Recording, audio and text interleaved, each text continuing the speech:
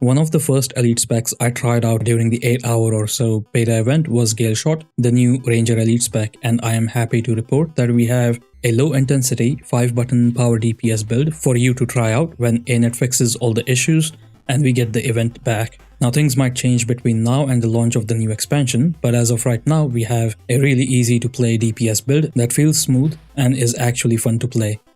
The Cyclone Bow animations are quick, projectile speeds are fast, and the gameplay loop fluid.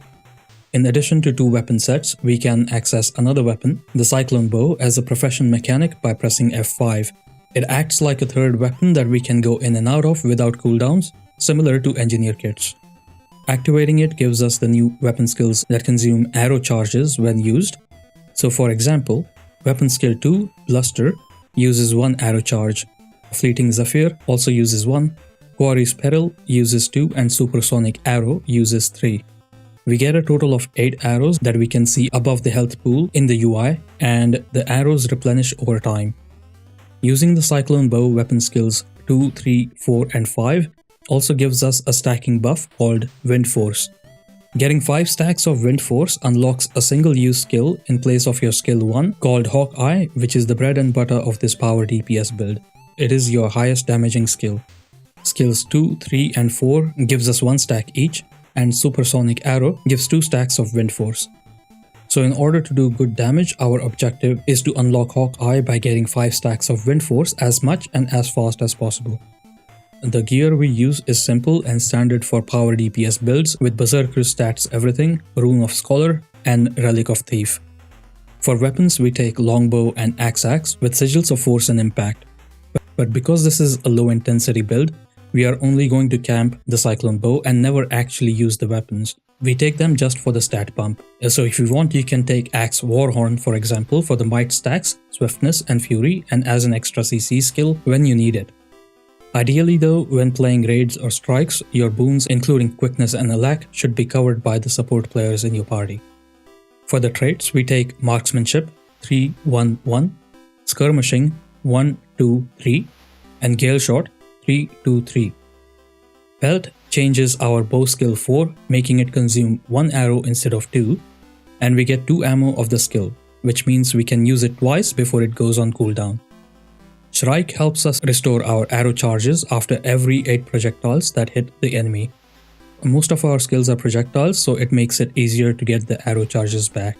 These 2 traits combined make it so that we never have to leave the Cyclone Bow.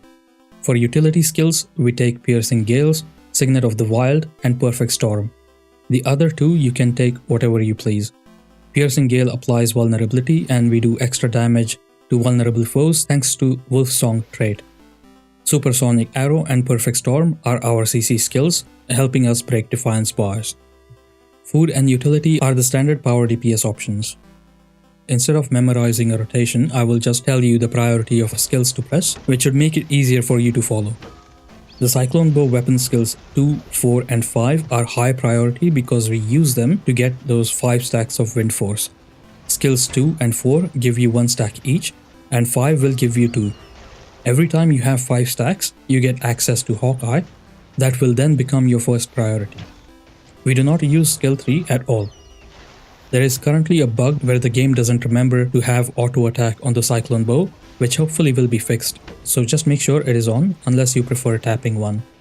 Whenever your weapon skills are on cooldown, you use Piercing Gale and Perfect Storm. And that's the whole rotation. That's it. Just doing this will get you to almost 40k DPS. I'm sure I can do a bit better on this build, but I only got about 5 to 10 minutes to practice before ArenaNet shut down the beta event to solve some connectivity issues.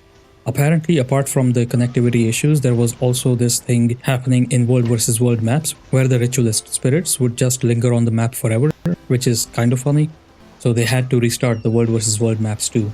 There is a 49k DPS version of this build on SnowCrows, which I will link below if you prefer pressing a lot more buttons and find it easy to pick up builds, or just want to see how high you can push yourself.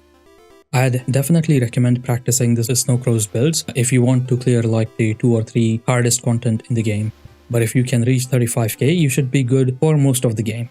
If you have any questions or if you want me to cover more beta specs, let me know. Thank you.